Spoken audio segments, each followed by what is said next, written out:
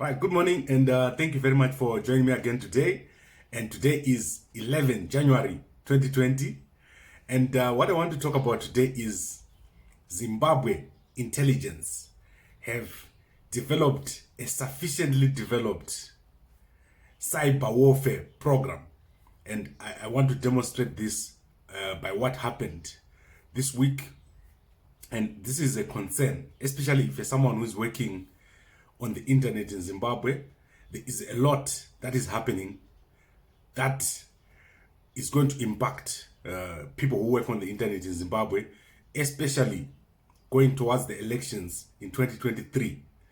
And I want the guys to understand this. This is a very, very serious issue. So over the past 5 days, our websites here at Gambakwe.com were not working. Something was just wrong, and we're not sure what was going on. We were running out of capacity, and our website would just go down. People were not having access. We tried everything on our side. We tried everything on the sides of the host. Over 3 days, a great deal of disruption on our operations. Then yesterday, we hired a security specialist to look at our websites to see what was happening. And you can believe how shocked I was when we realized that all 3 of our main websites had been compromised. So someone had put in code into our websites, similar code, that allowed them to just sit on our websites. And they could do things like putting pressure or increasing traffic on the websites so that they overwhelm our servers, which is obviously a denial of service attack. They could also make some changes to settings. And we don't know how long they've been sitting on these servers. And this is a very sophisticated kind of attack. And obviously it's clear who would want to come and disrupt our operation. I think there's a problem within the Zimbabwean setup where people in government don't understand the role of the media, what the media is supposed to be doing. So I am specifically talking here about Zimbabwe intelligence. You remember a few months ago, if not a month or 2, we reported that Spotlight Zimbabwe had said there's a new cyber warfare program in Zimbabwe. People had been sent to China or to Russia or even to Iran to learn about how to conduct a cyber warfare. And I have a feeling that these are the same guys who are making these kind of disruptions on our websites. You also know that we currently have issues on our YouTube channels. There is sophisticated kind of attacks using laws.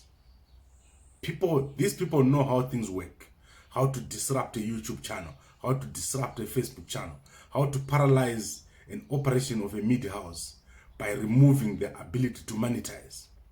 So we have a number of sophisticated attacks right now being tested on news organizations in Zimbabwe.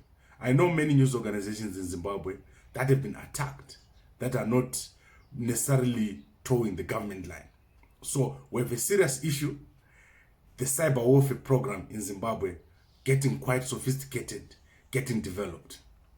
But beyond just attacking a website or sitting on a website, what are the other possibilities? Can the Zimbabwe government now start penetrating your cell phone? Can they come into your cell phone and just sit there and watch what you do? Can they go into a corporate and look at what the corporate is doing from wherever they're operating?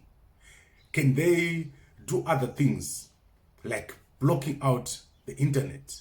What kind of things can this cyber warfare program in Zimbabwe do? And I think also this brings us to where things are going in Zimbabwe with the new government that we have that came in promising a new dispensation. Is it a new dispensation? What are we getting? Are we getting the same old government that we had that did not understand the value of a media, or are these independent actors? Very, very interesting. And on my part, I've seen a growth of a misinformation campaign, articles about myself, even Facebook pages being created about me, just to disinform, to take what we're doing and make it look like it's something else. And to clarify, I want to clarify this. Why do I do what I'm doing? I want you to look at the picture that is attached to this video. These two young guys, very young kids, I was at Bedbridge a few years ago, and I saw them standing on the side of the road selling wild fruits during school time. And I can estimate that on any day, they cannot make more than 50 cents. This is the level of underdevelopment in Zimbabwe. Young kids, old people, anybody is struggling.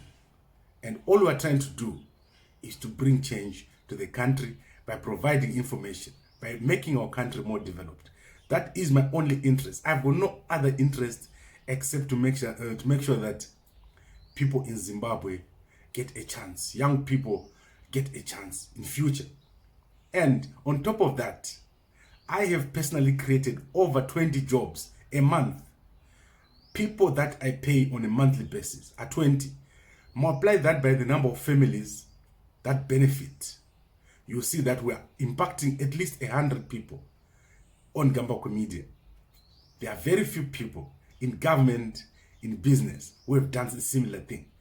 And to disrupt that for no reason, that is not necessary. That is not the way to go. And I am saying and I'm challenging these people that are coming and trying to disrupt our operations. There is no way Zimbabwe can develop without a free press. And this is what we are trying to create. We are trying to create a platform for a free press in Zimbabwe so that our country can develop, so that our country can look like other countries. And we can see, if we do this, if everyone allows a free press, you have a developed country. This is where we want to go. And this cyber warfare targeting small companies like Gambakwe Media is not worth it. This is just a waste of resources. These guys should be doing something else with their skills. And I think this is totally misdirected. And this is where the issue of ethics comes in. Where does the government draw the line? Where do you draw the line to say, should the government be doing this or not? Or is this unethical? We also have private players doing this kind of thing, disrupting our web pages. I have a number of people that have come on our website, tried to take down content. This is a misunderstanding of the role of the media. The media is there specifically to develop the country. If you have a free press, immediately your country is going to do well. Look at South Africa. South Africa is doing well because they've got a free press. Look at the United States. Look at all the European countries. Everybody needs a free press. And I'm going to be a very strong proponent of a free press. So just to give you that update, that our 3 websites were hacked, the Zimbabwe intelligence getting more sophisticated in terms of the cyber warfare program, as was reported a few months ago. I think this story was first reported on Spotlight Zimbabwe, and I made a video about it here. So I will keep you updated. We are getting further attacks on our YouTube channel. We are getting further attacks on our website. I don't know how this is going to end, but definitely we are going to need to find another way of raising money. If we continue to rely on YouTube and on all this AdSense, I think we are eventually going to get shut down. So I'll be working very hard to find other ways of generating income or revenue so that we can continue our operations. We have 20 people that depend on Gambakwe Media to run. If Gambakwe Media stops running, we won't be able to pay these people. And so it's important for us to generate a new way of raising revenue. And also we're working obviously on our security. How do we secure our websites. But with the kind of people that we're dealing with, they have got limitless resources. It's almost difficult for us to do anything. But we are trying our best to continue to operate. As you can see, there is no other choice for us but to continue. If they block us on one side, we have to start again, and we have to start again and again until everything just goes away. I'm sure eventually we're going to see a change in our country, because we need that change. People are struggling, people are suffering, and this is one of the kind of things that we're trying to do to develop a media industry in Zimbabwe. Right, thank you very much for listening to me. I'll be back later on, and we'll continue to work, we'll continue to innovate. Please support us and like and subscribe to our websites, share our posts, so that we'll continue to reach as many people as possible. Right, thank you very much, and I'll see you again later. Bye.